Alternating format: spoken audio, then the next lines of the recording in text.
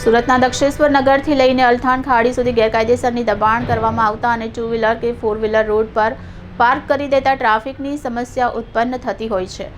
તેને ધ્યાનમાં રાખી Surat traffic police અને એસએમસીના અધિકારીઓ સાથે રાખી ગેરકાયદેસર દબાણ કરતા એસએમસી દ્વારા દબાણ દૂર કરવામાં આવ્યું અને ગેરકાયદેસર વાહનો રોડ પર પાર્ક કરી દેતા પોલીસ દ્વારા એમના ઉપર કાર્યવાહી કરવામાં આવી છે। લાંબા સમયથી આ માર્ગ પર કેટલાક લોકો દ્વારા ગેરકાયદેસર રીતે દબાણ કરવામાં આવી રહ્યા હતા, જેના કારણે રોડ સંકુચિત થઈ જતો હતો। આ ઉપરાંત ટુ વ્હીલર અને ફોર વ્હીલર વાહન ચાલકો પોતાના વાહનો રોડ પર ઉભા રાખી દેતા હોવાથી ટ્રાફિક જામની ગંભીર સમસ્યા સર્જાતી હતી। સ્થાનિક લોકો અને મુસાફરોને ભારે હાલાકીનો સામનો કરવો પડતો હતો। આ સમસ્યાનો કાયમી ઉકેલ લાવવા માટે સુરત ટ્રાફિક પોલીસ અને મનપાના વરિષ્ઠ અધિકારીઓએ સંયુક્ત રીતે આ વિસ્તારનું નિરીક્ષણ કર્યું। અધિકારીઓના માર્ગદર્શન હેઠળ મનપાની ટીમે તાત્કાલિક અસરથી તમામ ગેરકાયદેસર દબાણ દૂર કર્યા હતા અને રસ્તો ખુલ્લો કરાવ્યો હતો।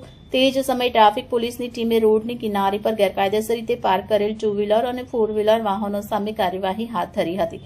પોલીસ દ્વારા આવા વાહનોના ચાલકો સામે ચાલના કાપ્યા હતા અને કેટલાક વાહનોને જપ્ત કર્યા હતા।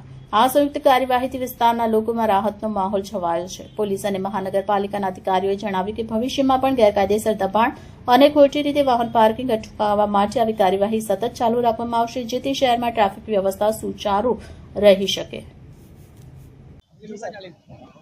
माननीय पुलिस कमिश्नर साहेब श्री सूरत शहर मार्गदर्शन हेठळ सूरत शहरनी अंदर ट्राफिकનો યોગ્ય રીતે નિયમન થાય તેમજ ગેરકાયદેસર રૂપે દબાણ કે ટ્રાફિકમાં અડચણરૂપ કોઈ વાહનો ના રહે તે માટે આજ રોજ એસએમસીના સંકલનમાં રહીને દક્ષેશ્વર 4 રસ્તાથી માંડીને અલથાણ ખાડી સુધી દબાણ દૂર કરવાની કાર્યવાહી હાથ ધરવામાં આવી રહી છે, જેમાં રોડ પર જે લારી ગલ્લા કે અન્ય દબાણ જે છે તે એસએમસી દ્વારા દૂર કરવામાં આવી રહ્યું છે।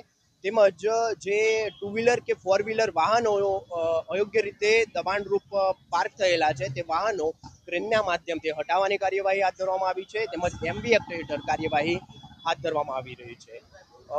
સુરત શહેર ટ્રાફિક પોલીસ વતી તમામ સુરતના નાગરિકોને અપીલ છે કે તમારા વાહનોને રોડ પર રોડથી સાઈડમાં યોગ્ય રીતે પાર્ક કરો, જેથી ટ્રાફિકની સમસ્યા ના થાય તેમજ વાહન ચાલકો જે છે તે યોગ્ય રીતે રોડ પર પસાર થઈ શકે।